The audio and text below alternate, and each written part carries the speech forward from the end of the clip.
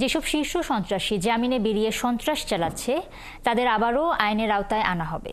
রোববার সকালে কেরানীগঞ্জে কেন্দ্রীয় কারাগারে জরুরি সেবা উদ্বোধন শেষে স্বরাষ্ট্র উপদেষ্টা লেফটেন্যান্ট জেনারেল অবসরপ্রাপ্ত জাহাঙ্গীর আলম চৌধুরী এসব কথা জানিয়েছেন।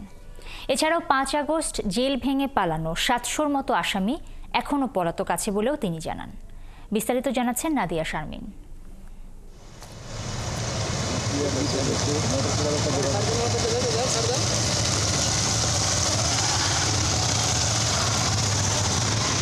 জরুরি সেবা হটলাইন উদ্বোধন করতে কেরানীগঞ্জের কেন্দ্রীয় কারাগারে আসেন স্বরাষ্ট্র উপদেষ্টা জাহাঙ্গীর আলম চৌধুরী।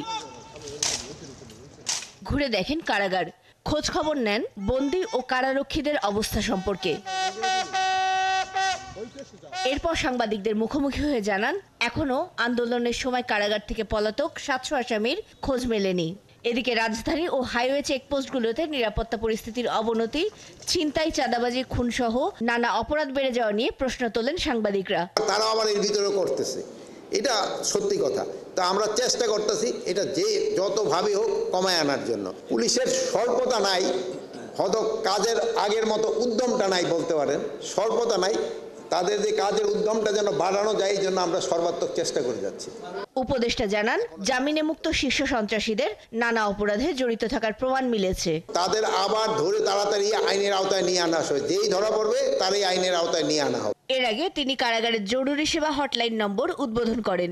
এখন থেকে আসামিদের সাক্ষাৎ, ফোন ও খোঁজ খবর নেওয়ার জন্য এর মাধ্যমে অ্যাপয়েন্টমেন্ট নিতে হবে বলেও জানান তিনি। আর এই বিশেষ সার্ভিসে জুলাই আন্দোলনে আহতদের চাকরির সুযোগ দেওয়ার চেষ্টা চলছে বলেও জানান স্বরাষ্ট্র উপদেষ্টা। জুলাই অগাস্টের বিপ্লবে যারা আহত হয়েছে আমরা তাদের থেকে এখানে এমপ্লয়মেন্ট দেওয়ার চেষ্টা করব। নাদিয়া শারমিন, ৭১, ঢাকা। একটা কর্মসংস্থান